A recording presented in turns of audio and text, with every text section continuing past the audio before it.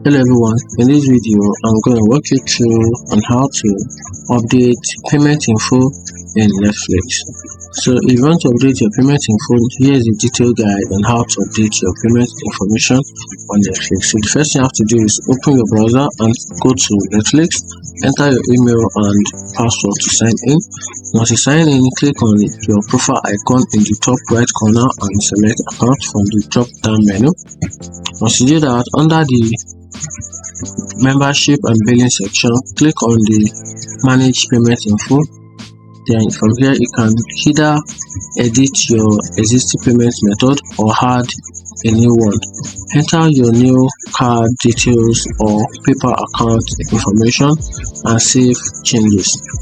Now double check your new payment information to ensure everything is correct.